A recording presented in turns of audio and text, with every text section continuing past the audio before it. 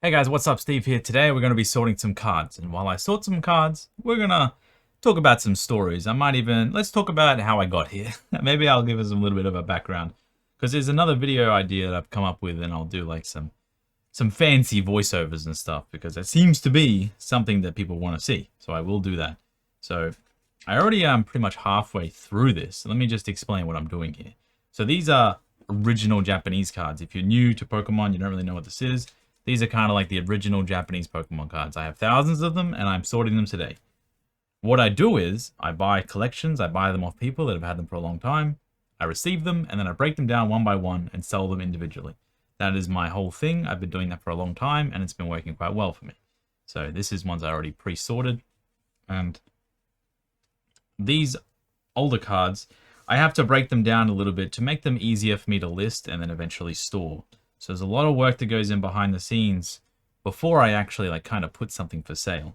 So I'm gonna just talk a little bit about that today, and I will talk about this kind of new video idea that I have going on. So stick around, and if you are interested, you know, if you're watching the channel for a long time and you want to see a little bit behind the scenes, I would like some genuine feedback on this new video that I'm putting out.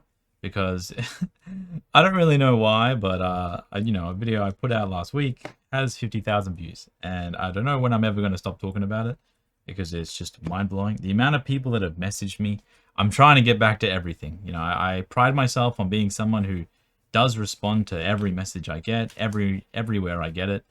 So, you know, messaging people, I'm getting back to everyone as I can, but I think I got like maybe 400 messages and comments yesterday alone, and I'm trying my best, but I'm sure it'll die off eventually, and then I'll be able to get back to it. So what am I doing? These are all base set cards. They're already sorted. So I already pre-sorted these into sets. So sets are in Pokemon. Right here is usually where the set logo is. This was the very first set they ever created, so it doesn't have a set logo. But for example, this was the second set they ever created. It has a set logo of a little plant, and the set is called Jungle. And this one has a little bit of like a fossilized hand, and the set is called Fossil. So I hope that clears up a few things. I'm sorting these already into set. I've already done that. And then I figured halfway through, I was like, wait, why don't I just record myself and talk about some stuff while I do this? Because that seems pretty...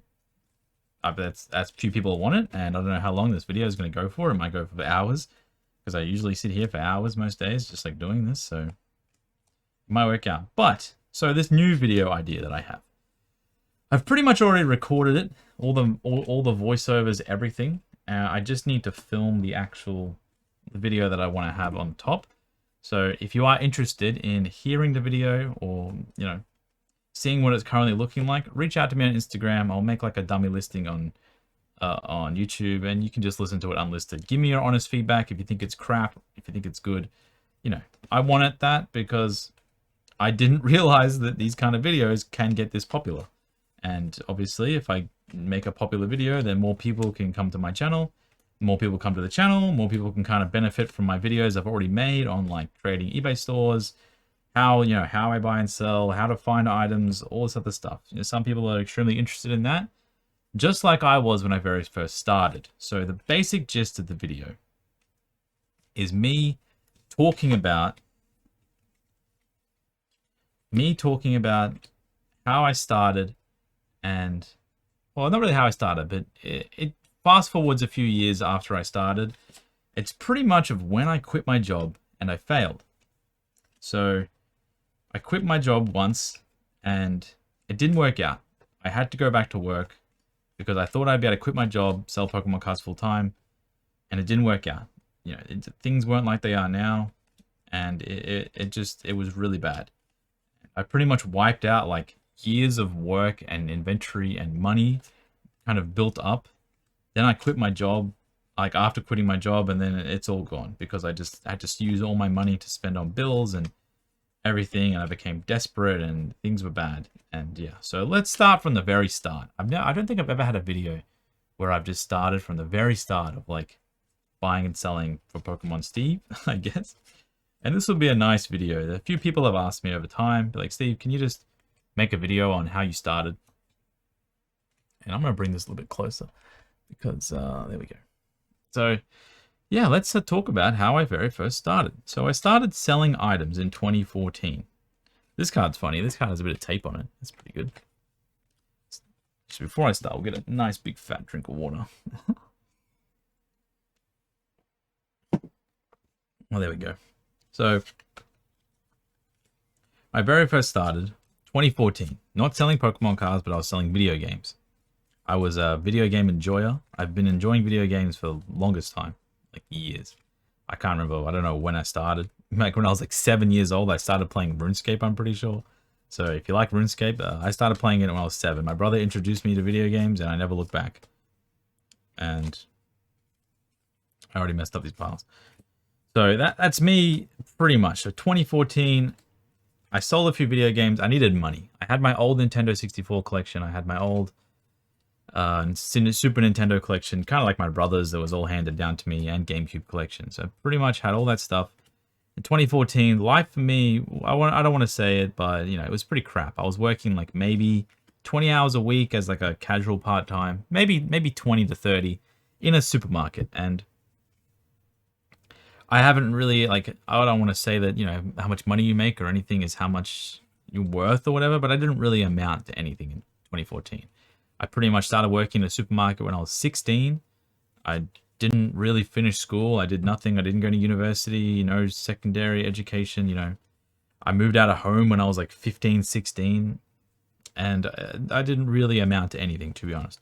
So 2014, I think I would have been around, you know, 21, and I started selling video games. I was like, okay, it's not too bad. I sold all my own video games. I needed money. I need to be able to make rent because that's just how the world is.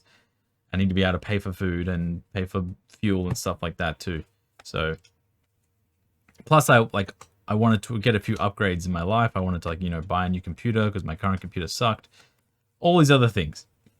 I sold all my Nintendo 64 collection and a little bit of Super Nintendo stuff. And I was like, oh wow. Listed on eBay, and it was pretty easy. I mean, I just sold the items and they shipped and the people got them and I got money. I was like, this is wild. Is this a real thing? Like, do people do this? And that kind of sparked something in my brain. Being someone who does enjoy video games, I always enjoyed like the marketplace in video games where you would be able to buy and sell things and make money in video games with like the in-game currency. So, you know, I started doing that. And I was like, wait a second, can I buy more of these video games and, you know, buy more of them and get ahead and kind of like sell those and then buy more and sell more, sell more and buy more and sell more, and then you could.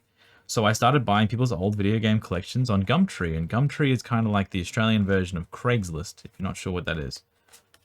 So I started buying some collections on Gumtree, and then I started selling them, and then fast forward like a year, I was doing it like crazy. And then I realized when I was looking up prices for items on eBay, there was so many listings in the UK. And I was like, there's so many of these video games in the UK. It's crazy. I'm gonna move my guy. I moved the wrong thing. I'm gonna move my guy up here. There we go. That's so much easier for me. I can actually see the cards on the screen now. So, I wanted to, I started looking. I could see them in the UK. I was like, dude, these, because the Nintendo 64 games have like region locked kind of things, and they had a PAL version that was like for Australia and the UK.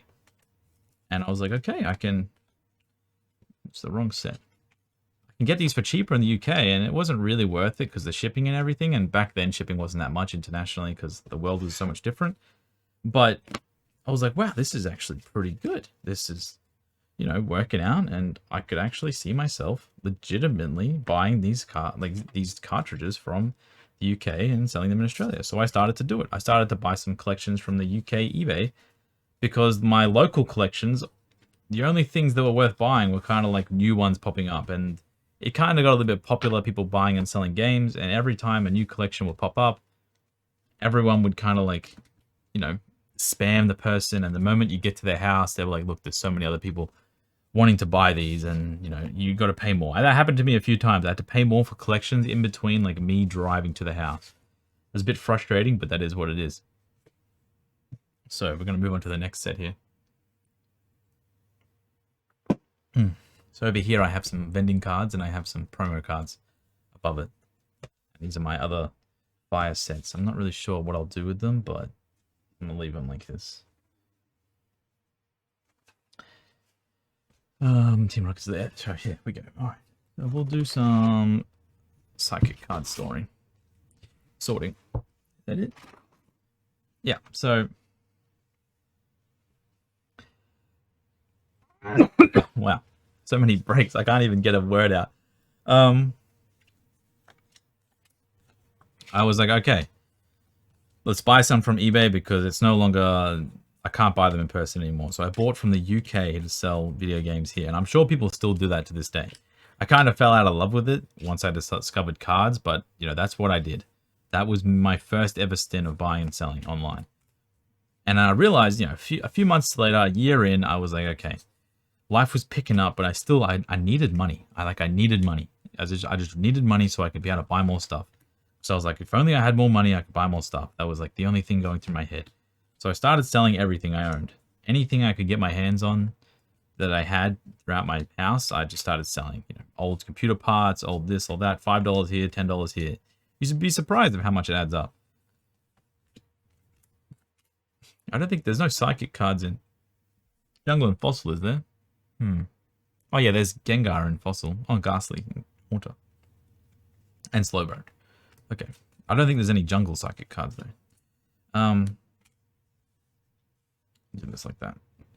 So yeah, I started to go through the house and I discovered a box. So I used to have all my Pokemon cards in a shoebox. My old ones back in the day. And I was like, okay, all my old Pokemon cards, they're here. That's crazy. These have to be worth something. I mean, if a Pokemon game is worth something, a Pokemon card has to be worth something. So I started to go through it and I was like, wow, you know, some of these holographic cards are a few dollars each. That's really offsetting. That's crazy. Some of the holographic cards, you know, a few dollars each, you know, base set Venusaur was like $15 to $20 in Australia. In Australia, we didn't have that many cards. Oh, there's Mr. Mime in Jungle. In Australia, we didn't have that many cards. We didn't, you know, so the cards, especially old ones, are always more expensive in Australia than they were, you know, in America. So I sold my base set Venusaur for like $15 to $20 at the time. And I sold, you know, I didn't have much else. I had a few other holo cards and stuff like that. But like Kangaskhan and everything everyone else had. Venusaur was my biggest sale. That's the one I remember the most in my brain. So yeah, so I don't know the other ones. I can't think. I could probably look back, but it's hard to find those old sales. But yeah, Venusaur I sold and I was like, damn. And one day when I was price checking, I think it was like a Warner Brothers Dragonite. And I was like, okay, the Warner Brothers Dragonite movie promo, you know, Ancient Mew and stuff like that. I had all those. I searched on Google and Troll and Toad came up. And I was like, what is this Troll and Toad website? And for those who don't know, Troll and Toad is pretty much, I mean, I don't want to say it like definite, but I think they are like the biggest card selling website in the world. Probably the biggest card selling business in the world over time. There might be other ones that might sell more dollar value because they sell more expensive items or something like that. But as it stands, I'm pretty sure Troll and Toad has to be like the biggest card selling website in the world. Just go on it if you don't know what it is, because that'll explain a lot. Adjust this camera just a little bit. There we go. So I was like, okay. One of the cards popped up on Troll and Toad, and I noticed that they had so many cheap old cards. And I was like, these are way less than I sold them for. I remember I would buy like, I actually have some Troll and Toad old like purchase data from late 2015, early 2016, and I was buying like played base set Gyarados for like 50 cents. Played base set other holos, Magneton, Hitmonchan, 49 cents, 50 cents, and I would sell them here for like $4 or $5. And you know, that doesn't sound like Steve. I sell that amount every day. You gotta remember, 2015 was a different time in the world and in Pokemon. A $5 card was an expensive card. Now a $100 card, every set has a $100 card. Yeah, that's fine. In 2015, I don't even think, unless you got like first edition holos and probably these, you know, rare Japanese cards. I don't think there was that many cards at $100. Like Rayquaza Gold Star, maybe. I don't know, because I didn't even know those cards even existed at that point. I only knew the first, like, 8 sets. That's it. I didn't know anything else about Pokemon. I didn't even know... I think we were in XY at the time. I didn't even know what XY cards were. I just focused on... For the first 3 years, I only focused on old cards. Eventually, I got into modern cards, and then Japanese, and now I am where I am, but... Yeah, it's, so, where was I? I gotta make sure I don't get off tangents, because I'm struggling right now. So, I was... Yeah, so Troll and Toad. I placed my first order. Troll and Toad's awesome. They had $5 shipping international if you spent over $5. And I don't think it was even profitable for them to do that, but apparently they did it. And I bought like $300 worth of old holos. So I was like, okay, this has to be worth it. I mean, it looks like a legitimate website. I spent every dollar I had.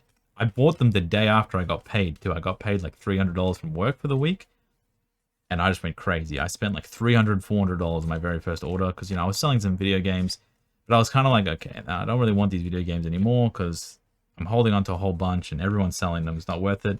I remember I sold all my video games on a 99-cent auction. And then I moved into Pokemon cards and I didn't touch another video game for a long time. I bought a few more collections towards the end. But other than that, not really. I didn't really do anything else. So yeah, I got the first Troll and Toad order, and that was pretty much history, right? Like what I would do is I would buy cards from Troll and Toad and then sell them here. Buy cards from. I didn't even look on eBay. And I think in America, because TCG Player and eBay sellers, because there was so much supply already that Troll and Toad was like loaded up. Like they had, I remember buying like 17, 25, 30 base set Charizards played like $8.99, $14.99. $17.99. I was like driving up the price every time they restocked that kind of stuff because they just had so much and no one wanted to play a played base set Charizard. I think the very first someone in Australia asked me in like 2016 late. They're like, "Can you get me a near mint Charizard?" And I was like, "Oh, I'll look for one." And I bought one on Troll and Toad. I have the receipt. It was $49.99 USD from Troll and Toad. I think right now, like a played base set Charizard is like $500, $400 on Troll and Toad. So. Just to give an example, this was only 6 years ago as well. So that's kind of funny, to be honest, when you really think about that. So yeah, that's what I was doing. But then I realized, Troll and Toad started to come. They didn't really restock that often. And, when they did, there was a lot of people doing it. Closer to 2017. And I was like, okay, 2017 comes around. I'm promoted in my job. I actually started working as a manager in the supermarket. I started working full-time. I was getting like almost, $800, $900 a week. I was thinking like, oh, hell yeah, this is... Yeah. And then I was selling a lot. I was selling like $100,000 a week online. This card stuff really started to pick up. Pokemon started to go through like evolutions, the 20th anniversary, everything. It just all started to kind of work out. At least for me, work out, I thought. And I was like, all right, this is getting to be pretty crazy. Let's just keep going. Let's see what happens. What's the worst that could happen? Where was I? I had a coughing fit. So, it was going well. And then closer to 2018 is when I was like, okay, this job's starting to suck. I think most people, I worked in a supermarket, so that's the only job I've really ever had. I had another job for like 3 months, but I don't really remember that. I don't think it doesn't count as much.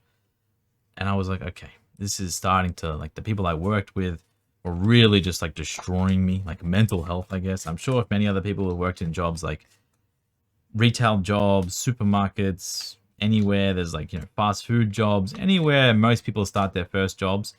Once you're there for like 6, 7, 8, 9 years, you really start to notice the cracks and everything around you. It's not, those jobs are great and you can make great careers out of them. And I know many people who have, but there's some people I know that, start those jobs and then they work the same job for like 30, 40 years. If they start in like one section or whatever, and they just work that section. They never move up. They never move sideways. They never try anything else. And being around people like that, there's nothing wrong with that. But there's some of those people over time who I had to deal with were very, very negative. And I would cop it every day. Eventually, I let it slip that I was like selling my cards online. And then it spread like wildfire throughout my workplace. People call me like, how are the toys going? How is this going? I would get like little shots aimed at me and stuff like that. It's whatever. I mean, it's not a big deal. You learn to deal with that. I think if you ever try to do something outside of the norm, you're always going to get people saying that. And this is like 2017 where like being someone that's not doing something normal or being like a retail seller online is I wouldn't say it's frowned upon, but it just wasn't a thing that people did. Like no one really did that. It wasn't a thing. It's kind of like alone in that. It's kind of, I wasn't like alone personally, but I was like alone in that kind of like no one around me did it. I had a few friends online that did it, but other than that, is what it is. So early 2018, mid 2018, I quit my job pretty much. I was like, fuck it, this is too much for me. I thought I was doing great. I was selling a little bit every week. And I was like, I can keep this ball rolling. I had a pretty like high cost of living. I was living in an apartment by myself. You know, I had a car loan because, you know, I was making so much money. I got this really nice car, upgraded from a crappy car that I bought for $600 a long time ago. So I was like, okay, I want a car upgrade. And then I went and bought like a car for a lot of money. It was like $30-something thousand loan. Kids, don't ever get loans. Ruin your life. I'm so lucky this whole Pokemon thing worked, because if I didn't, I would probably be still even in a worse position I was if I never even tried this. So don't get loans. I would have been so much better if I just had a lower cost of living and just didn't have any loans. That was what killed me. So I quit my job, and I was like, okay, I have to do this. And you know, a few things. This is what this new video I'm making is based on. And I talk about how like I quit my job and the whole thing changed. Selling items online, it's so great for your mental whenever you see something sell, or just even doing this work right now that I'm doing. This is very, very like, I'm doing it and I'm doing it for me. And if I get a benefit out of it, it's my benefit. So when it works out, it feels amazing. And when it doesn't work out, it feels terrible. If you sit there and be like, my items aren't selling, this isn't working, I'm not doing this, I'm not doing that.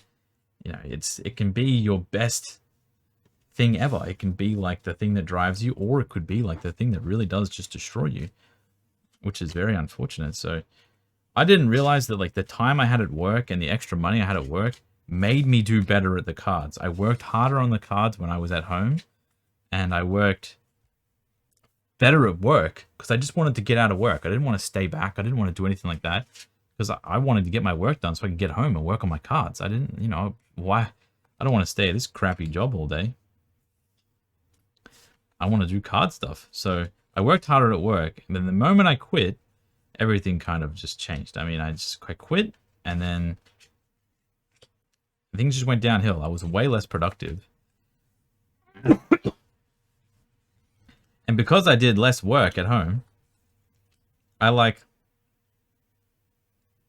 actually did less card work when I quit my job than when I was actually working, because I didn't know how to build a schedule. I was just, you know, everything was working because I was having the wage and I was driven to leave the job and everything like that. I kind of run out of like I kind of just like sold items to live then. I didn't really do it because for any other reason. I just sold items just so I could get to the next day. And that really, really, really hurt because, you know, and as things got worse, I stopped having more money because every time I got paid, I would just buy more stuff with it. And then I was like continuously like, you know, what is that word called? Oh, what is it called when you're like, my memory is so bad. When you compound, it would just compound my sales on top of each other over and over and over. And it would just feel amazing because all the money I put in, didn't matter how fast I sold everything because I would have a paycheck coming. So I was just benefiting hugely. But yeah, things started to go bad. A few months later, my bank account was worse for wear, credit card racked up just to try and buy things here and there. I didn't know what I was doing. You know, I was just, even though I was 24, 25, it's still like, that's still not old enough to know what to do in life.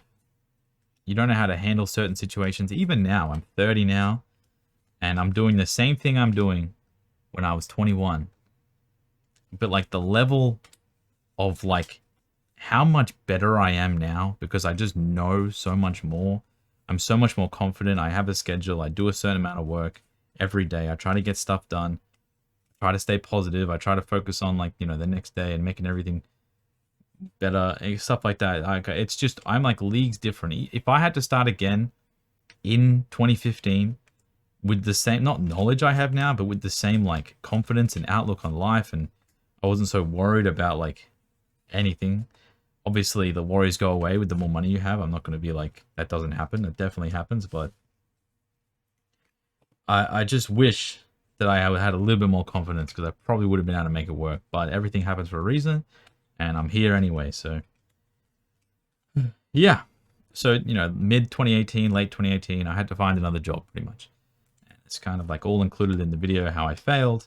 I had to find another job, but then I tried again 6 months later. I became better. I knocked down all my expenses, got rid of credit card debt, cut them up, stopped using those, moved lower cost of living, you know, moved in with my girlfriend, moved in with Kim. We moved like 6 hours out of the city. That's a big one. Like, we didn't live in the city anymore. We halved our rent. We halved our other bills. We tried our best. We cooked all the meals. Like, we were really, really knuckling down to be like, okay, we got to figure this shit out. Otherwise, now I quit my job again, and I'm not going to fail this time. I failed before. I'm not going to fail again. You know, then COVID happened, and a lot of people think like, oh, COVID, every trading card seller got rich. I mean, it was not good in COVID for the first like 3 months. Until like the mandatory lockdowns came, even then, it was pretty much like only started to get good in COVID, like really good, once people started getting their wages like paid for by governments. At least that's how I felt in Australia. Like, I was selling quite a lot, but like it only really felt like, wow. Oh man, I just sorted all these base cards, and I have a whole stack. Like, getting sidetracked. So yeah, COVID was amazing during that. Honestly, I can't even remember most of it, because things were just like, I still had a little bit left over. I got extremely lucky. I will say, like, the position I'm in now is because of like levels of luck that I cannot explain. But I also worked like every fucking day. A lot of people work, but I was like, I woke up and I just didn't go to sleep. I didn't go to sleep until like I couldn't stay awake anymore. That was my thing. I took risks beyond measurable. During like a time in the world where everything was going to crap, I went all in. Every dollar I had, I mean, I figured, what's the worst that could happen? I just have to go back to work? Well, I already failed once. I know what it feels like, so why don't I just go all in again? I bought... People started to sell up their collections like crazy because the world was in turmoil, and I was like, you know what? I got some money left over from just, you know, I have just money in general just because I was buying and selling. Let's mass sell as much as I can and then buy all these like cheaper collections coming along. And I did that. You know, in late 2019, I bought a collection from someone. He sold it from like the boot of his car. I met him up in a car park. Really sketchy, to be honest. And I wish I didn't do such sketchy deals, but I gave him 10 grand for his collection. Amazing collection. Some cards already graded, some cards not. I graded around 400, 500 cards from his collection. Like, the graded cards, I sold them in... Because I submitted them like late 2019, PSA closed down. I managed to get the submission back in like August 2020. I think it was like August or September 2020. And oh my god. It was crazy. I sold those cards for like over $100,000. Like, and that's a lot of money. And like, I spent 10,000 plus grading on them. Plus I had so many other cards in there that I sold for like 30 to 40,000 over the next few months. Because around like March is when it really started to pick up in COVID. So yeah, I don't want to say it, but that collection probably... That collection, that person just selling me his stuff, they probably have no idea, but they changed my life like literally forever. And then because of all that extra money, I was putting it back in, selling more stuff, putting it back in, selling more stuff. And that's pretty much it, you know. That's the story about how I, you know, quit my job the first time round and I failed. And then I was like, okay, well, what are you going to do now, Steve? You go back to work. I had an office job for like 6 months. Actually, really didn't mind that job. And then I quit, moved 6 months out of the 6 hours out of the city, and the rest is pretty much history. I mean, now we're here 4 years later, and I'm sorting cards on YouTube. A few things I wish I would have done different. That's a big question. Like, what would you have done different when you were younger? I would have made a YouTube channel a lot earlier. Helped more people. Because when I very first started, I helped a few people. You know, people ask questions here and there. But I was never, like, outspoken. I was always greedy, right? I was always like, why would I help someone do the same thing I do? And even to this day, I'm not going to say it doesn't come into my mind. Because selling cards is a very, like... you know, there's only so many card sellers, there's only so many card buyers. So I'm competing against people every single day. And if I'm helping the people that I'm competing against, well, I'm kind of just like shooting myself in the foot because, you know, they're not really like voluntarily trying to help me. Well, that's a nice card. Put this over here. Let's start with some grass cards. There's a lot here, so... Oh, this video, we'll make it an hour long. How's that? We've got 30 minutes left, so... Keep sorting, keep getting your work done. Before I get into this next, I'm going to drink some water.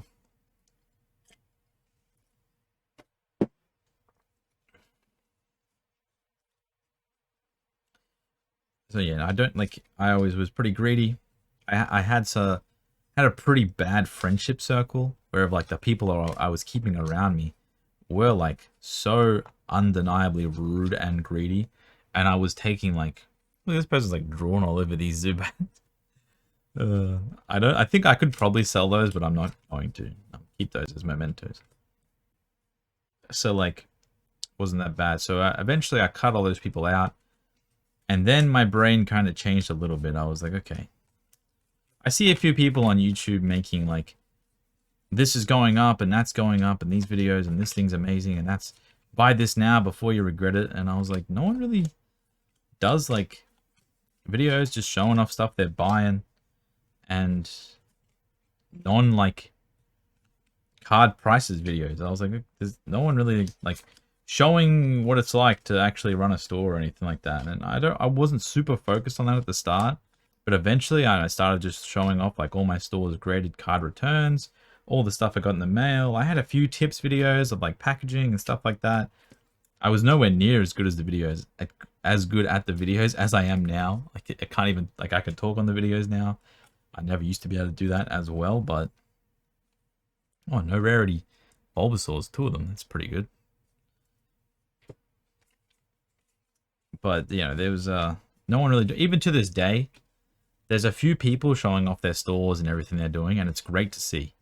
But, like, the amount of people making, like, investment videos and this and that. Yeah, I mean, I just wish when I started my YouTube channel in, like, 2021, I was doing, like, fun little crappy videos that only went for 1 minute. I wish I just started doing this and I just got better at the videos and better because, you know, you never know. So that's advice I would tell myself when I was younger is just, like, start everything as early as you can and just put maximum effort. And don't look for a reward. This YouTube channel, I have never once looked for a reward. Very rarely I like post items on the channel that I have for sale to like shove them in people's faces. You know, it's not something that I want to do. Even if people want to see that, I don't want to use it as a channel to like push myself. Yeah, I've had this video up and it's got 50,000 views and I can't believe the amount of sponsors I've been offered. I didn't even know that was like a real thing.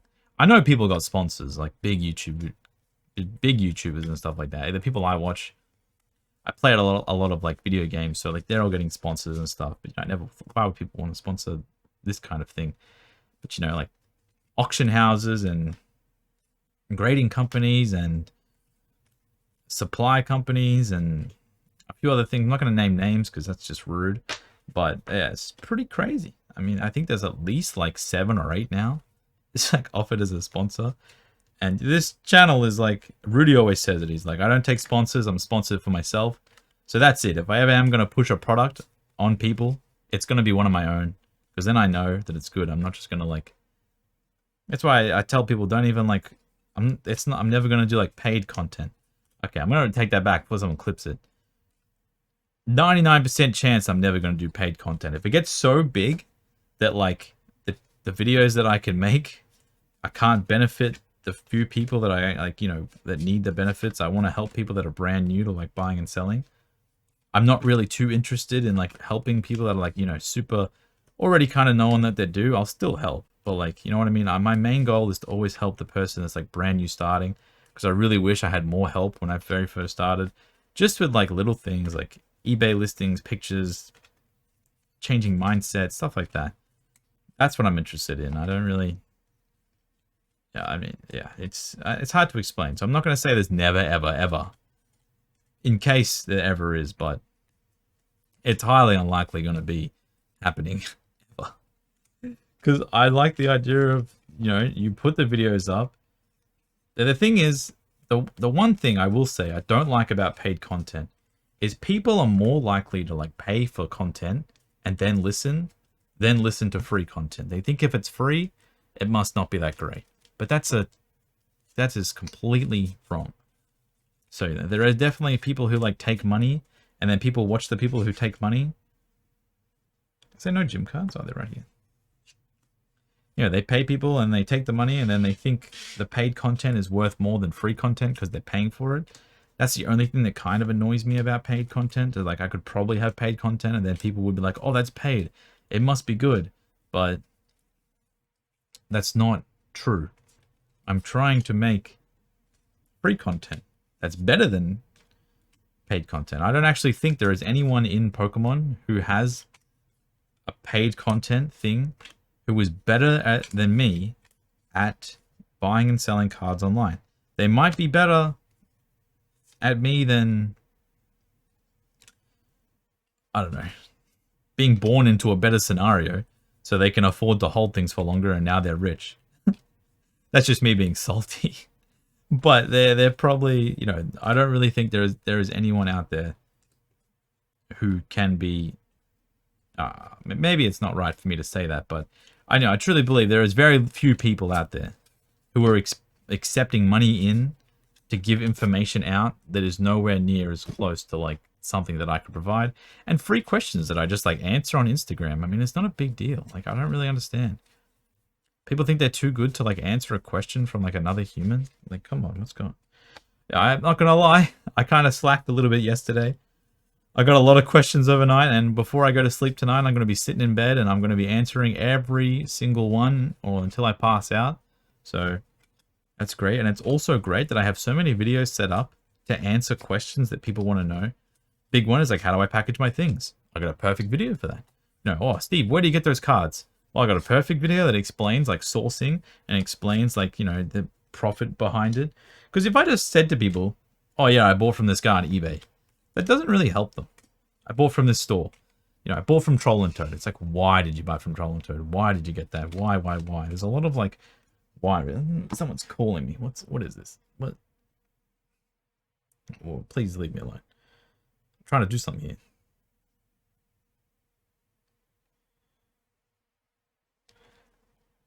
Oh, okay. Yeah, there's a, what is that doing there? There we go. There's a lot of grass cards here. I just noticed that. So yeah, I mean, I don't really, the whole, like, people have offered me hundreds of dollars to do like paid consultations one-on-one. And that is just, the moment you step over that barrier, I feel like you can't return from it. Like, as a person, for me, I am business minded. I'm not sure if people realize, but like, I don't sell cards for free. I don't give cards to people. So like, there has to be like a level of, you know, I'm looking to make money with a lot of the cards. Like, I'm not sitting here sorting thousands of $1 to $5 cards because I love it. I mean, it's not bad. There's definitely worse things out there, but I'm not doing this because like, you know, I really do enjoy it, but like, you know, I'm trying to sell these so I can get more of these. And then I will sell those so I can get more of these. And I'll sell those so I can get... It's a never-ending thing. I want to end up being like some 60-year-old man that everyone knows. Like, that guy has so many Pokemon cards. He's a beast. That's what I want. Well, I don't really care what people think, but I want to know for myself. Like, okay, from doing this, I got all these. And yeah, there's definitely better things that I could be focusing on, especially with like the level of exposure that I have. And I have a little bit more funds in the accounts these days, so I can like buy more expensive stuff. But I enjoy this. So I feel like if you're happy doing something, you should just do that. Regardless of monetary gain. These are all base sets. So yeah, people have offered and I decline. I still respond to every message. Some people ask like really like pretty obvious like insensitive questions, or some things I don't answer. Like I got a message on eBay today. They're like, Steve, you say like you have in your video you sold so much. He's like, how much of that is profit? Like how much tax did you pay on that? And like, could you let me know like the strategies you use to reduce that tax? I mean, that's the kind of question that I can't answer. Like, I can't answer that one, man. That's just like, that's a little bit too personal. There's like levels to like personalness, and that's for some people they don't know. Some people they think, oh, Base Set Venusaur, that's my goat right there.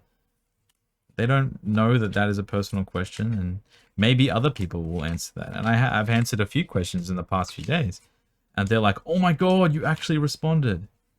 I was like, why wouldn't I respond? I mean, what? Why wouldn't I respond? I'm just a guy. Like, I'm just a normal guy. I'm still a normal guy. Okay? There's no, like, I don't know. But I'm not really someone that tries to reach out to the people who create videos that often.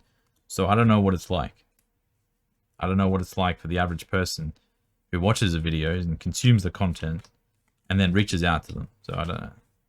It doesn't really seem like it's that big of a deal. But some people are built different. Some people, they're more reserved. They don't want to say as much. Some people don't. I mean, I still don't give away like a lot of things that I do or things that I'm planning or things because, it is a dog-eat-dog world. It is, I have to provide for my family. I have to build this for my family and the people around me. So I can't just give absolutely everything away. I can't give away cards for free, but I can still show you how to package a box, how to handle buyers on eBay, how to build the listings. Because I ultimately made this channel to benefit the buyers. I benefit the sellers a little bit. I mean, I do care, but like, there's a no rarity Nidoking. That's awesome. What did I have? Oh, no rarity Weedle. Another no rarity Weedle. No rarity Coughing. More no rarities. This sounds dumb, but I made this channel. Let me get this chair up a little bit. I made this channel to benefit the buyers. Because, like, the buyers of the cards are the only reason why I'm here. And I'm sick and tired of seeing them getting screwed over from bad sellers, lazy sellers. They can't pack the items very well. They take ages to ship. The photos are crap. All these other things. All these other things that I always talk about and always reminding people. And the more competition, sometimes the lower prices go. What does lower pricing do? Benefits the buyers. Think about it. I would not be in the situation, when I have, this is not to brag, but like I have a life that I never thought I'd be able to. I actually bought a house last year. I bought a house last year. When I was 22, I thought I would never be able to buy a house. If I didn't sell Pokemon cards, if I kept the same salary that I was, I would never been able to even think about it. Obviously, I teamed up with my partner. We both did it together. And it's very lucky that we're together and able to do it. But like, house prices are absolutely insane. If I never took this leap of faith, I never would have been able to do this. Never ever. So I have to thank the buyers. I don't care if people think it's like, oh, it doesn't make sense. You're just lying. You're just greedy or whatever. I don't care. There's a lot of stupid comments out there on my YouTube. It's the one thing. It's the one reason why I enjoy the fact that my channel is small. And I enjoy the fact that it's just like the people that watch me are always just the people that watch me. And there's an extra 10 every day that come along. And they enjoy the ride and they listen, they interact. And I notice all the names every time anyone comments. And I know a whole bunch of you every day from talking to you on Instagram and everything. It's not like it's a great thing I got going on. But like the bigger you get, I've noticed it with this big. I got people emailing me, calling me a scalper. I got people commenting on my things saying like you have a shit life. It's just like, okay, it doesn't bother me, but it's just like no one needs that, regardless if it bothers me or it doesn't bother me. No one needs that. No one needs to be told those things.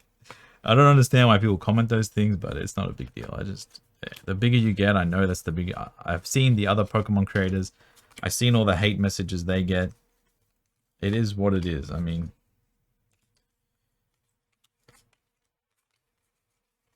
yeah. So I've always thought the bigger I get, but for every one stupid person, there's probably 100 cool people that can benefit from the videos, and that's the main thing. You gotta remember, some people think I'm like some really good guy. I'm not really that good of a person. I'm just a guy. I'll respond to questions. I'll help people out with their stores. I'll help buyers out. I'll do this, but like, I don't really want to help the sellers. I just want to help the buyers. But by helping the buyers, I can help the sellers. Helping people understand the value of products. Helping people like, okay, this is how you save a little bit of money on like shipping, or maybe how to like, just people ask me all the time, like, should I buy this, Steve, or should I do this? Or I try to give them ways so they can think, you know, like teach people how to think, not just like give them the answer so they can like save money. I even tell people like, don't buy off me. Don't buy. If someone else has the item cheaper, why are you buying off me? It doesn't make sense. What have I done here? So, yeah, I don't know. Maybe I'm just lying the whole time throughout the whole thing. But yeah, I don't. Yeah, I see people commenting, "Oh, Steve, you're such a good guy." Like, I'm not a good guy. I'm just the guy that sells Pokemon cards. There's definitely way better people out there than me. So there's a. I am getting a gain from this. Like, there is a financial incentive for me. When I first started making videos, there wasn't that much of a financial incentive. I won't lie. I didn't have the ad thing. I only started getting paid by YouTube like last month because I didn't know how to fill out the tax forms for like the AdSense, but they forced me to do it because I was like 9 months monetized without filling out those forms, and like they said I would stop being monetized unless I filled out the forms in the new year. And I was like, okay, maybe I'll fill out these forms. And it only took like 3 minutes, which is kind of funny. So then I got paid by YouTube for like the whole year this year in one lump sum last month. And it was like $1,600 or $1,400. So that's amazing. Thank you so much for that, guys. So that's why, like, you know, if I get paid by YouTube, then people don't have to pay for the content. I have a membership thing, but it's $1. It's not a big deal. There's like 20 something people. It's amazing that people do that. You don't have to do that. That's probably the only like amount that I'll accept, at least for all of next year. If I become literally so busy that I simply cannot get to people, and that people are happy to pay a few dollars to get some like instant responses, I think I'll always want to respond to everyone just because it's my business. I see the messages come up, I'll respond. But I have to prioritize the business over like answering other people's questions that benefit their own businesses one day, most likely. But I don't think that day is going to come anytime soon. There's not that many messages. But we'll see. You never know. Last year, in November, I had a few YouTube videos, but I really started posting again in like January this year. So my life last year is completely different to my life now. The life a year before that, what, I didn't have my house? I wasn't doing nearly as well with Pokemon because I was thinking in a different way. Now I sell so many items at break even just to get my store out there. And it's helped immensely. I never used to do that. I never used to understand the value of like just getting more sales. Even some items at break even. It only takes me like a minute to ship things. Some of these really easy things to sell. My singles, I didn't have, like I was always selling singles, but not really like online as much as I am now. Just like doing this. I was not really ever doing this. So like, it's, yeah, it's changing every year, my life, every single year for the last 10 years greatly. All I tried to do is just get slightly better every year. So that's helpful. I mean, I quit my job, obviously, and it didn't work out. And I am being serious. If anyone's still watching this 50 minutes in, message me on Instagram. I'll send you the unlisted YouTube link to the sound of the video that I'm making. There's no video yet. I'm not sure what to overlay. This is my idea, personally. I'm going to be putting this video up straight away as soon as I finish it. So my idea, personally, for the video is... what's that here? Oh, yeah, I was going to make pancakes. I don't know why. I love making pancakes. So I was just going to do something I really enjoy for the video. And I'll just have the whole process, me going to the store, me buying the pancakes, or me buying the mix, flour, eggs, milk, whatever, some chocolate chips, some bananas, stuff like that. Cut up some fruit. I love fruit. You guys know I love fruit. I'm going to get a haircut, man. What's going on? And that was the idea for the video. And I'll just have heaps of cuts. And you just watch the pancake cooking, the flipping, the everything. So I think that is the idea. And maybe I'll finish the video off with me eating the pancakes. But it's only going to be a 5-minute video. But it is a really good story that I think to tell people that's actually true. And I actually went through it. That yeah, I quit my job to pursue a dream. And it didn't work out. But then I tried again. I quit my job again. And it worked out. And I haven't looked back. And, you know, it's perfectly fine if things don't work out the first time. No one gets it the first time. Hell, most people that I read about don't even get it the second time. The fact that I got it the second time doesn't matter. And maybe next year, card selling, item selling, booster box selling, plush selling doesn't work out. Maybe next year the whole landscape changes. The world keeps going to shit like it is. Again, just like it did in the start of COVID. Maybe this doesn't work out. Maybe I need to go back to the workforce again. But eventually, I try something else. I try something new. I knuckle down. I get in the lab. I cook it up again. And we get into it. There is so many cards. It is like absolutely unbelievable. This is why I try to sort it so much. So when it actually comes to listing and putting it away, I can save so much time. If I mass sort it all, keep it all in like... Because I've already sorted these cards. I sorted them into their color. So, like, the fact that I'm sorting cards that I already sorted before is mind-blowing. It's like... You know what I mean? It's like I've already done this. I've already sorted these things, and now I have to sort them again. It's kind of funny. But, yeah. This is why I try to sort the cards so much. So when I finally list them... Because when we put these away, I have the jungle base and everything. I have jungle set in the boxes, and then behind that, it's like the grass jungle, and then it's the ground jungle, and then it's the whatever, fighting type, whatever. It's like they're just done by their colors. It's so easy to find my stuff when I actually sell it. So it's like, when I'm selling it, when it's finally sold, the only work is to find it really easily. Some people like list all their stuff and have a pretty like not efficient system of putting things away. So a lot of their time comes when they finally sell it, which is not a bad thing to do, I think, when you're first starting out and you don't have that many items and you value the time listing over the time after you sell it, because that means you can get more items listed rather than spending so much time sorting. But I know that these items are going to sell eventually. So, you know, and even if they don't, I mean, I got nothing else to do, so I might as well just list more items. Yeah. Why am I doing this? Why am I doing this? I didn't think this would take so long. Maybe I'll come up with another story. Just give me some feedback on this video, guys. So, yeah, we're almost an hour in, and let me know. Hey, was that good? Was that 1 hour video I did sorting cards? Was that good? Did you enjoy that? Or, hey Steve, the video is too long. Or hey Steve, I would prefer it if you just talked for longer and longer. I just had a video pop up on my channel before, and I looked at it, and this guy opened 1,000 packs, and it was a 3-hour video. I mean, that's actually just like wild, right? Like 3 hours. Like, can I sit here? I think I would need someone else here. I would need someone else. I would need someone else here with me to keep me sane. I can't talk about myself for that long, can I? Maybe I can. But, oh man.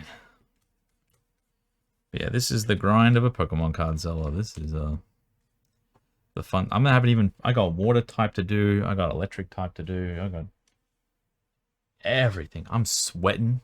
It's 11 o'clock right now. It's 11 o'clock on a Sunday night. Well, that's all I've used. That's easy.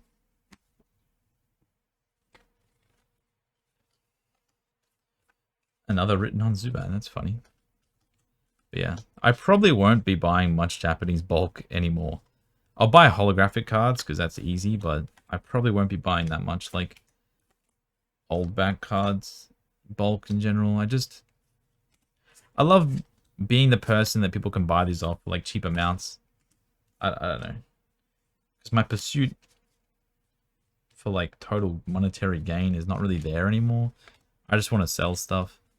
And if the world does go a little bit to crap, the cheap stuff is what people are really going to want. People won't have that much money to spend. They're not going to be spending $100 on cards here and there. Then the $1 to $10 range is where you're really gonna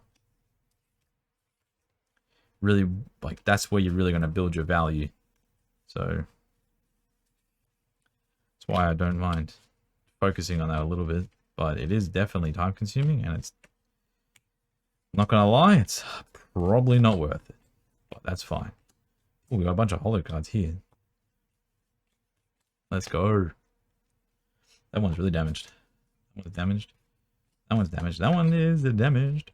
Does my voice even sound good at the moment? Because the camera's so, I mean, the microphone's so up high, and I'm talking like downwards. I'm learning all these things about sound direction and this and that and this and that. And man, it's a grind. Ugh. Ugh. I think we'll finish up with the grass cards, and maybe I'll record another video in an hour or so. I'll go refresh, drink a whole bunch of water, record another long form sorting video, and maybe I'll talk about another story. I think it might be funny. I got so many. Maybe the next video I'll try and jog my brain and remember some collections I bought, and like remember like when I just found some insane cards. Like one of the first collections I bought when I started buying cards online, I bought this little mini binder from somewhere. I'm not sure where it was. I think it was UK eBay. And the guy had it was like $49 Australian, which is not very much. And inside the binder was not one, two pre-release Clefable. And back then in 2016, pre-release Clefable was an expensive card. Wasn't that many available for sale, and it was kind of crazy. I've never seen it before. I thought it was fake. I was like, I know pre-release Aerodactyl, and I had to ask a bunch of friends, and they're like, I don't know what that card is. And yeah, I sold it for like $120, and I need to explain how much that is. Like, that is like absolutely... Back then, you didn't really get that many cards that like sold for more than the collections that you bought. That was an unreal feeling. That was definitely an unreal feeling. Yeah, that was something else. Okay, let's start sorting these. Paras and Zubat. So I can sort this just in my hands because there's not that many. And I don't really mind like being a little bit rough with some of these cards because they're, you know, there's not that many, like, they're not that good condition anyway. It's not really an excuse to like handle cards unsleeved, but they're not in amazing condition. Nothing's really going to happen to them. Got some nice dark Crobats there. That's pretty good. Oh, some Gym Series. Some Neo cards. Move these. I need space. My desk is not big enough, apparently. I think I might mount my monitor on the wall so I have more space for the sorting cards on this desk. Having a spare desk to sort things on is honestly amazing. Because my main computer desk is like, you know, it's covered in lots of stuff. Well, there's a lot of cards. We might not have enough space. How many Zubats is there? There's so many. You guys ever come to this situation where like you're sorting stuff and then you get to like having no space and you just keep moving stuff off to the left and oh, we dropped something. Bulbasaur? We don't have any. Executor? Yeah, this is how bad it is. My cards everywhere. You guys' desks probably look like this too. This is why I sort things into color and then I sort them again because this is unreal. Bellsprout. Do I not have that? No, I don't. Ooh. Some holo cards. I'll put them there. Any more holos in here? 1, 2, 3, 4. Rock Zubat. Looks like that's from the deck. That's fine. Put those there. Any Glooms? Erica's Ivysaur. That's 25 of them for some reason. Bellsprout.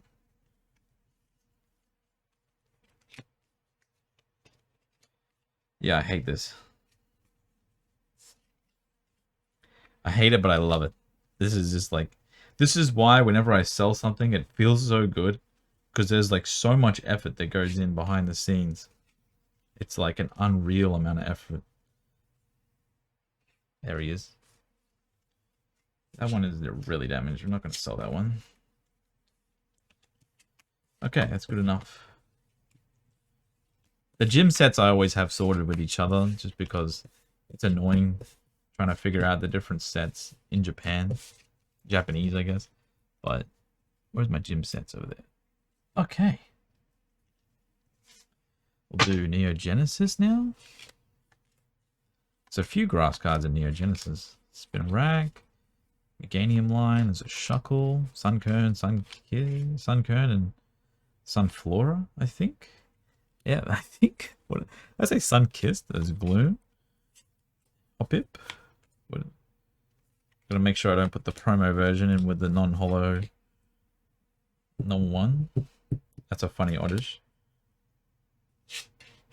Lady Bar, Lady N. Spinarak, Hoppip.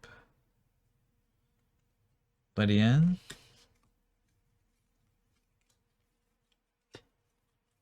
Sunkern. Where is Sunkern? There he is.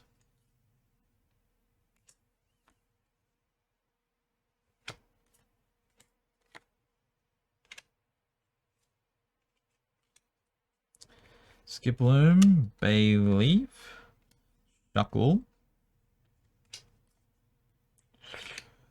Oh man, this is the part. I think at this point in my selling career, it would be beneficial for me to pay someone to do this. But I don't know. I don't mind it, to be honest. But I really should. I really should be paying someone to like at least sort the items for me, because I can then spend time on listing them. Maybe I should. Problem is finding someone. You know, finding someone that you can trust. I can give someone like all these cards and it's not a big deal, but like if I give someone, you know, like $20,000 of bulk from other sets and all my other, you know, collections that I buy and stuff like that, that's when it starts to be a little bit like, ooh, you know, do you really want to trust someone with that? Give it to them. You never know what happens. Maybe their dog eats the cards or something. You can't really blame them. There's no insurance for that. And so, yeah, I think it would be nice, though. Just, I need a card sorting machine. I don't even think that exists for Japanese. That would save me a lot of time. A card sort, even if the card sorting machine did like 2,000 in one day. Because, you know, these are just sitting in a box. In drawers. There we go. Neogenesis done. Oh. It takes a while to do this stuff. It is nice, though, to be able to talk to... Well, I'm not talking to anyone. But, like, I mean... Oh, my... It's 11:20. It is 11:20. I need to eat some food.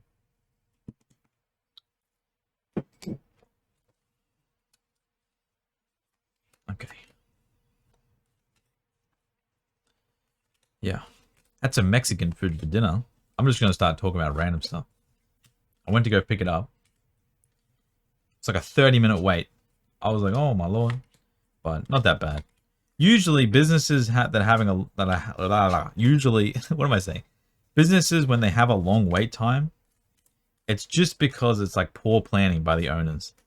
And, you know, it's not the actual people that are like working that shift's fault.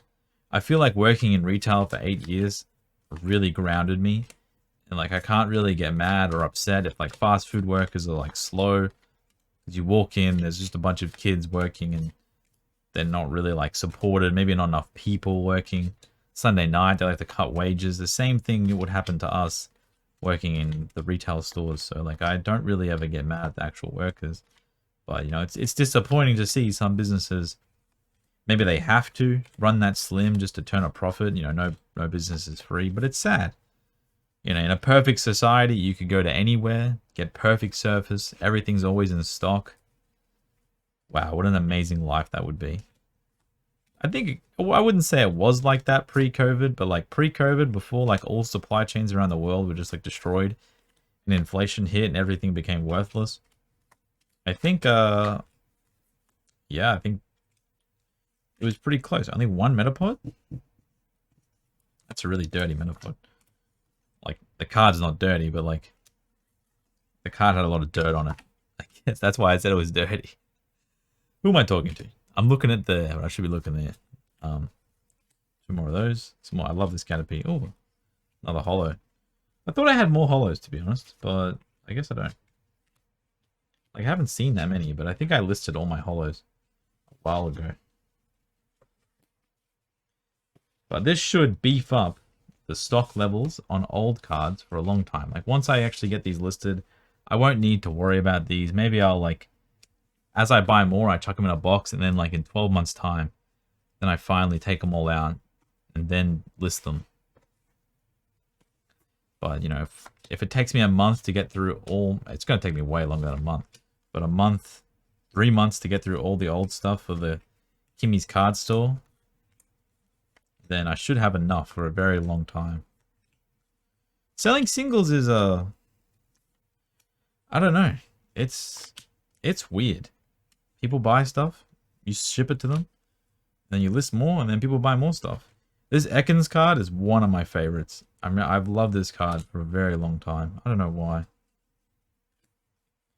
But yeah, selling singles is so much more fulfilling than like selling a graded card or a trophy card or whatever. Like, it's kind of annoying because, like, you know, when there are rare cards to buy in Pokemon that have really high demand, and that they only come up for sale every like few months, usually like Japanese websites and stuff like that, or even just people on like Instagram.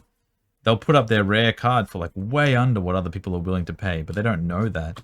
And because they like need money, they just sell it really fast. And I've bought a few cards in the past few months from people on Instagram. I see them put it on their story and I just buy it. And then I receive it and I'm already sold it for like multiple $1,000s more before I even receive it. I was like, yo, I had this. You want it? I messaged someone that I know that likes that kind of stuff. They go, how much? I just put like 1,000 on top. And they're like, okay. And they send me the money. I was like, I'll ship it out on this date. And they're like, okay. Like, I haven't even... Why do I keep putting this Ekans here? I haven't even, like, seen the item in person yet. I've already sold it to someone else for, like, way more than this person did. And I wouldn't say I feel bad, but, like... It feels bad to do something like that where you can make a few thousand. Where I have to sell, like, probably 300 to 400 of these cards to make 1,000. And it's a lot more effort, but that's just it. But if you can do both... Master both, as you get bigger, you stop doing as much as this stuff, but you do remember the importance of it. You know, a few dollars here and there, it really does add up. And you can build your eBay, more listings is more exposure. You never know. I sell so many things. People click on my single card store, buy some things. I send them a business card. They message me, oh, didn't realize this was your graded card store as well. That's awesome. Thanks for the singles. And they buy a graded card. Same thing, different way. Send them a single card thing. It's all like, you know, I send them a card. Oh, I didn't know you had a YouTube channel. Oh, did I miss this? Man, I can't do this. It's alright. Heracross. Oh yeah. I must be getting a little bit. It must be getting there. Because this is. I've already made this mistake like 5 times. Sometimes it's hard to like talk and then do something at the same time, so. Hopefully you're sorting stuff at the same time, listening to me, not making the same mistakes I'm making. That'd be pretty funny. If I had to think about it. Ekans. What have I done here? Ekans? Ekans? Really not that many Team Rocket Ekans. There's a reason for that. It's because this is the fossil set. And that's why they shouldn't be there. Wheezing. Zubat, I hate picking up cards. I always use a sleeve to pick up a card. But because these are just bulk, it's not a big deal. Grimer, I love this Grimer artwork. Ekans, pick that up. Golbat. And then Muck can go on top. Wow, fossil cards done. My lord. I really hope I don't have more of these old back cards coming. Because... oh, I don't need any more. I don't need any more. Oh, it would be nice. Usually I do this and I put like the NBA on. And I can get stuff done. So like hours just pass by without me even noticing. Because it's just like, you know, I like watching basketball. I like listening to it. So like, that's why I never really thought of doing many of these videos. Is because when I do this personally for myself, I need that like extra level of stimulation to remind me. Plus, like every time they like take a quarter and like a break, I have my own break. I stand up, I walk around. I imitate the game to like help myself get things done. Oh, nice Grimer. It's always nice to have a banned Grimer. I love selling that card. Ekans, Oddish. Team Rocket's a great set. I can't believe I have an uncut sheet of Team Rocket. I can't believe that. I don't even know anyone else in the world who has that. Someone offered to buy my sheets the other day, but I know the guy is like a guy who like cuts up sheets. So I said, no thank you. Because, you know, I don't really care. If he buys it and we agree on a price, he can do whatever he wants. It's his item. But like, I would hate to know that like one of the only ever Pokemon uncut sheets from like decades ago, he bought them just to make some crappy looking square cuts. That would pain me. Because after all this business stuff said and done, you know, Pokemon card selling, I'm still a collector. And, you know, knowing that those items exist, like, gives me like a collector boner, I guess, if that's the right word. Probably not the right word, but like, if he cuts those up, man, that would... Or he or she. I don't want to genderize the person. Is that a word? I don't want to misgender them. He or she. Or they. Whatever people want. Zubat. Arbok. We're getting faster. I'm getting faster as I'm doing this. My wrists are hurting. How good's that? Sorting Extreme. Sorting with Steve. Oh, man. If you guys do watch this video, an hour and 13 minutes in, thank you, honestly. I never, you know, this YouTube, I would call, me personally, I would call this YouTube channel a success. I set it out, my only goal was like, because people ask me about goals all the time, and I say, don't tie your goals to something where there's something you have no control over. Like sales. Like you have no control over your sales, honestly. You can always, like, you know, lower your price to 1 cent and you can probably sell things. But like if you're trying to be a seller, listing items, normal price, etc., everything like that, you can't control it. Items will sell if you're like cheapest. But if you market price, everything else, things will take time. This is an instantaneous business. Wait, that's not... Is this all base set? Okay, that's jungle. So I try to tell people, don't set your goals based around sales. Like, you know, my sales on my graded cards store are really high. But every item I sell costs me like almost $30 for the grading. Maybe a little bit more. And then once I sell that, I have to pay a fee. So like, even like the grading cost plus the fee on eBay for the graded cards cost, it's like almost $35. Plus I have free shipping. So that's like $42 on every graded card I sell. That is, I'll never see that money because that's cost before I even buy the card. So like, you know, so that means if I sell 1,000 graded cards, it has to be $42,000 for me to even see any profit before I even pay for the cards. So I hope that makes sense. I have to really damage these cards. So what I'm talking about goal setting is set the goals to things that you can actually achieve. Because people are like, oh, Steve, you have such like a high sales amount. Like, yeah, but like if I sell 2,000 graded cards, That's in 90 days. It's like $85,000 is to cost. So maybe if I sold 2,000 credit cards at cost, plus like if I paid $10 per card, that would be, you know, $100,000 just in cost. It would look impressive. Look at me, I sell $100,000 every 3 months on eBay. I'm amazing. But little do people know that, hey, that's the cost price. That's literally how much it costs to get those cards graded, for me at least. For other people, I don't know, but for me in Australia, that's how much it costs. So if I tied my goals to sales numbers, yeah, I could push my sales numbers to the millions probably. I could honestly do it. I could get 1 million every 30 days on eBay if I really wanted to. All I would have to do is like mass buy Japanese boxes or mass buy some English booster boxes, put them on eBay and set the price to be exactly the amount of how much it costs me after fees and everything. Because I should be cheaper than every single other person, because they have to, you know, they're a business, they have to make money, but it's not feasible. Yeah, it's a flex and like you can show people off, but like you can show it off to people, but that's why I don't compare to people with sales numbers, because my single card store, we've sold quite a lot in the past 30 days or 90 days. I think we're up to like maybe 60,000. And that, like, honestly, I think like 60,000 in 30 or 90 days in the single store is more impressive than 200,000 in a graded card store, in my opinion. And I honestly think, like, well, I wouldn't say think, but I think like profit levels right now when I sell singles, my profit is like percentage wise, it's incredible. Plus, I don't have to spend $30 to make the sale.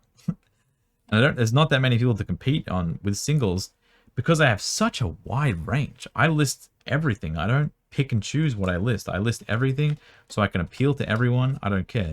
Completely damaged. I'm not sure if you guys remember. I put this Flygon EX on my Instagram story or Instagram post, whatever, like a month ago. I listed that for like $3 or something like that. And it was so damaged that you can't even see the back of the card anymore. But wait, let me see if I can find it. Let me see it. Let me just get my phone up. I'm talking about this. So go back to the screen real quick. Where is this card? Yeah, here it is. This one. That's a good video, Steve. Good job. But yeah, you see that card? See how damaged that is? I sold that today for like $3. I mean, you know, that probably just came in a collection that I didn't pay much for because all the cards were damaged. It's not a big deal. But, you know, I sold that today and that feels good because I put the effort into listing it and it actually sold and it feels amazing. And then you sell like I don't know what I'm selling recently.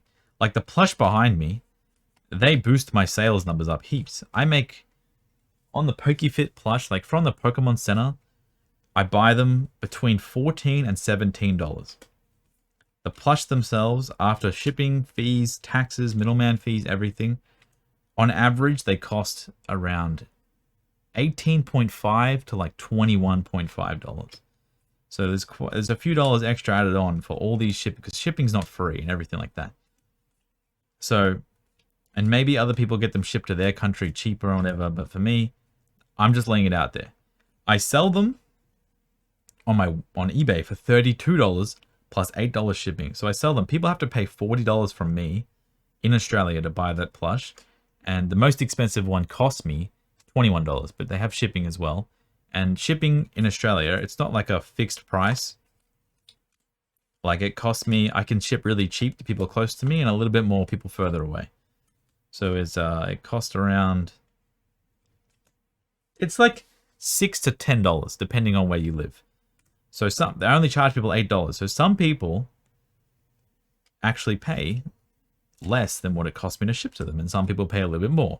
It averages out over time, but I'm just explaining that's just how it is. So the plush, $40 on eBay. So $40, I have them promoted as well. So I usually pay around like $5 to $7. I usually pay $6 in fees. It goes down to $34, and then on average it's like $9 in shipping because I have to pay for shipping materials too. So if I pay $8 for shipping plus like $1 for a box, bag, bubble wrap, everything, business card, throw that in, sticky printer label, whatever. It's around $8, or what did I say? $9 for that. So I'm down to $34. Take away 9, I'm down to 25. So on my expensive fits, I pay $21.50 for, it's like $3. And then I make when I sell them on eBay. I think those are like the numbers, but I get $40 added to my 90-day total. It's crazy. You know, I sell this Bellsprout. If this is a near mint Bellsprout, I'll probably list this for like $3.99, $4.99, because, you know, near mint jungle cards are pretty hard to find. A played one, like $1.99, damaged maybe 99 cents. So like those Pokefits, I'm buying them retail ready from Japan, and I'll be making $3 to $4 per fit. Some of them way less. Like some of them, if you're really far in like a regional town in Australia, I might even break even selling a Pokefit to you. So, and especially on my website where the prices are a lot less and I charge a little bit less for shipping, I still only make like maybe $2 to $5. But I'm only doing that just to like raise my shipping amounts. And I really do love the Pokefits. I love them so much. So it's not a good business move, me personally, to buy those fits, because it's cost a lot to buy them. You gotta imagine, even if I spend like $5,000 on Pokemon Fit plushies, and I have all the inventory listed, and I've spent all that time, at today's interest rates, I actually think I'll make more money just putting that money in the bank. Or putting it in my mortgage or something like that, like offsetting interest. Like, it sounds dumb, but, you know, if I want, like, I could actually make more money just like on interest in banks. Because I have to, with $5,000, I don't know how many fits that gets me, like 220 or something like that. And to sell 220 fits will make me around $600 on average. A little bit less on some, a little bit more on others. And this is accounting for like maybe a package goes missing, or maybe someone scams me, or, you know, maybe I send someone the wrong thing and anything like that. It's crazy. Like that $5,000, if I just put it in the bank right now, that'll give me around $300 in interest if I offset it against my mortgage. That's a thing in Australia. You can put money in your bank account and then you pay less interest on your actual home loan. So I can probably make, and you make a little bit more because it's like not taxable income either, because you're offsetting the interest. So you pay less interest because you have more money in your bank account.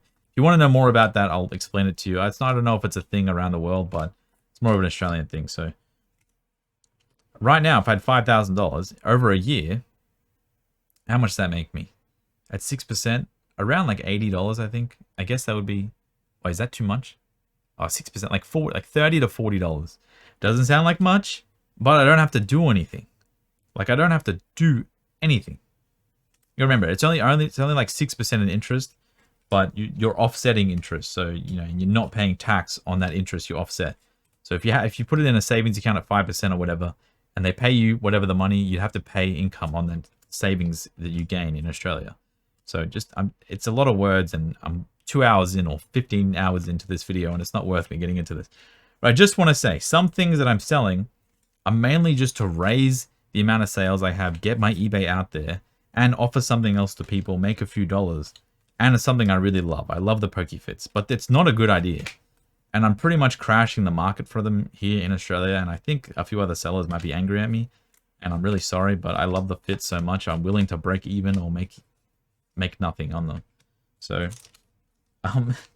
yeah, it's a stupid thing, but when I'm saying, like, some people's 90 days can look really impressive. I can sell 1,000 of those plush, I'll have $40,000. But 1,000 will net me $3,000 in profit.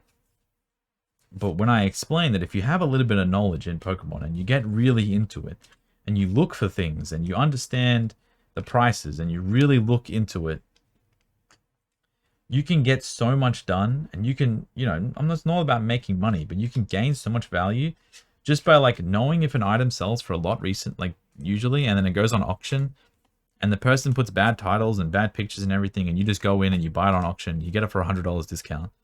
Something like that. Like, to make $100 selling like these normal products that aren't Pokemon cards in the world actually is like quite a lot of effort. There's so many jungle cards. This is actually crazy. Probably finish up after these grass cards because my mouth is killing me. And yeah, so yeah, it's a lot of things I try to tell people, like, don't worry about the sales figures, don't worry about how many views your video gets. Just like it's not going to change it before you make the video. Like this video here that I'm making is taking me, or it doesn't really take me 2 hours, but like I have to edit it a little bit, change the sound a little bit, cut out a few things where I like had coughing fits and had to answer a phone call or look at my phone. But I got to do something while I did this video, so it's not an, even if no one ever watches this, even 0 people watch this, it's not that bad because I got something done while I made the videos, which is great. I'm very grateful for that. But it's you know, just do things without expecting a return, and only do things like where you can change the outcome. Like you can set the amount of listings that you want to make every day. You can set goals. You can set how much you want to work out every day. You can change all these things. No one can be like setting goals like I want to make a certain amount of sales. Is you can get those, but like they're probably going to be pretty empty. Now, if you already have a lot of money, maybe have some fun with it. Dominate a market a little bit. You know, be like me. Conquer the PokeFit plush market in Australia, and then eventually maybe I'll raise all my prices by $1. And then by raising them by $1, it's like I make an extra dollar on every single one. Maybe I do that. Maybe I don't. You know, who knows? But like, it's just one of those things where some people, they are really hyper focused on the sales number. Where this Venonat, I might sell it for $1.99, and I make $1. I might make $1.50 because I buy it like what, 5 cents, 10 cents in bulk, probably even less to be honest. But it's the same amount as selling an item for $40 off my shelf. Some people sell modern graded Japanese PSA 10 cards for like very little. Like I'm talking like nothing. And you know, it's kind of crazy to see. Like I do it as well. I have some cards that I sell for very little on purpose to kind of like dominate the market, but it's like, you know, my 001 SVP Pikachu, I have like 200 of those, and they only make me like $5 to $10. If there's a near mint base set Ivysaur in here somewhere, I might even be able to sell that for like $8, $9.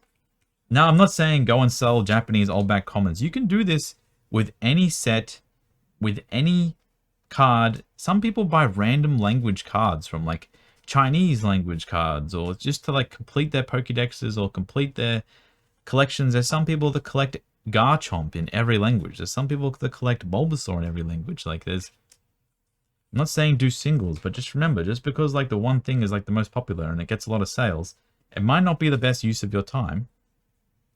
Plus, it might not be best to focus on the final goal of like total sales. Is all I'm saying. There are people that sell booster boxes. I've known people in Pokemon since I started in 2016, and they are slightly better off. And we have gone through some insane times in Pokemon that, like, if you aren't like exceptionally far ahead from being in this for like almost 10 years, I'm not going to say you did something wrong, but I'm just saying like something happened somewhere along the line and you like missed the memo. Like, I know people that sell booster boxes as a company. They buy them from the wholesalers. They break them down, sell them one by one, sell packs even. And they make a little bit. They buy a booster box, $180. They sell it for whatever, like $187 after shipping and fees. They make $7 on a $180 item. And yeah, it sells fast, but like, you know, you get one bad set and you can't sell those. You got to sell them at cost or maybe even break even. You got bills to pay and everything. You know, I know some really smart sellers with the sealed product, but like, it still blows my mind that people think that's the way. That is one way, but you got to get into like, you got to put your fingers in like every little pie. Sell a little bit of sealed. You sell a little bit of singles. You grade a few cards. Grading is amazing. I've shown it many, many times. Grading is amazing. Plus, it also can be your detriment. I've graded cards many times that I could have sold for more raw, and I could have sold them without paying $50 or $30.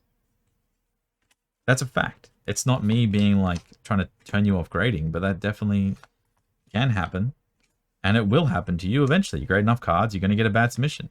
You're going to think that your cards are better condition than PSA thinks they are, and you're going to get a bad grade, and you might even lose money. It happens. I mean, it happens to me every time I get a submission back. There are cards that I do gain money.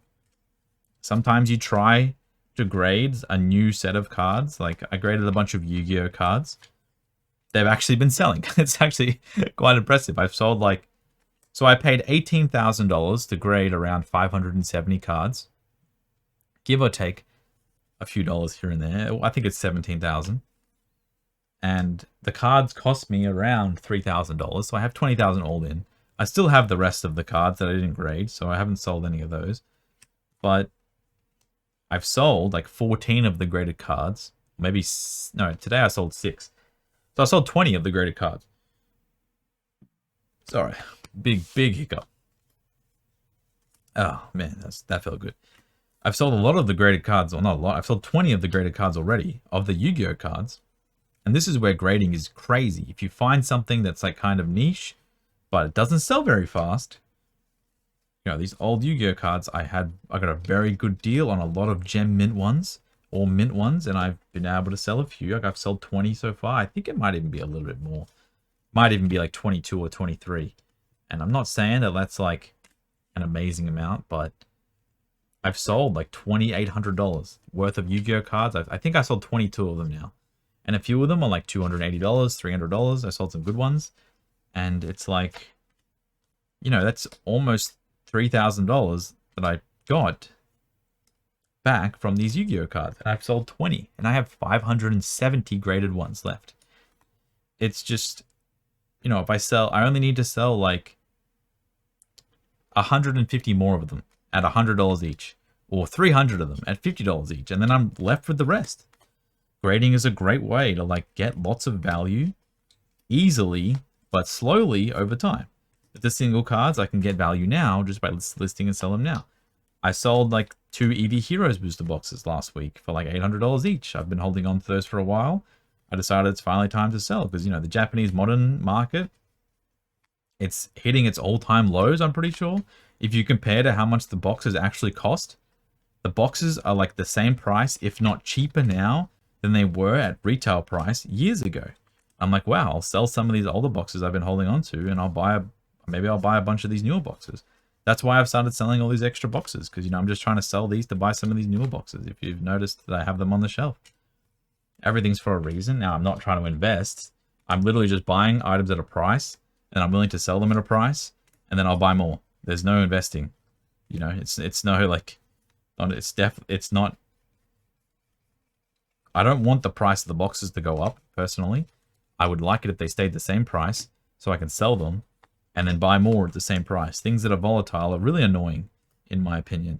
Because it's just annoying to deal with, having to keep up with so many prices, but yeah, that's all I'm trying to do, is get better at everything. You know, use that information to benefit myself, and benefit the people around me. Help my friends, help you guys, not a big deal. I mean, if you're this far into the video, you deserve a bit of help because you're just kind of a psycho for watching me for this long. But yeah, I really hope I turned my microphone on before I started recording this. I should have tested it. Could you imagine if I didn't? Oh my god, I'd probably kill myself. I've done that a few times, started recording without microphone. Let's just say that wasn't very fun. My shoulders are starting to hurt, but we'll do these base set cards. We finish this up. So yeah, all in all, people will be like, I'll have sales like you one day, Steve, and I hope you do. But just remember, some of my sales figures can look really high, and I don't make much from it. But I make some sales that I make a whole bunch from, that people don't even think. They're like, I didn't even know you could sell that for that much. I can't think of any examples right now, but yeah, what am I selling heaps of? The Classic Collection. Yeah, I mean, that just came out, right? I'm buying Classic Collection sets of all the cards for whatever amount. I don't even know. I can't think. Like around $600. And right now, I'm able to break the cards down, and I can almost get $600 back from, like, after fees on eBay. I can almost get $600 back from selling Pikachu, a few of the $10 cards like Chansey, Gyarados, stuff like that, Charizard, Blastoise, and Venusaur. I can sell like 15 cards out of the Classic Collection right now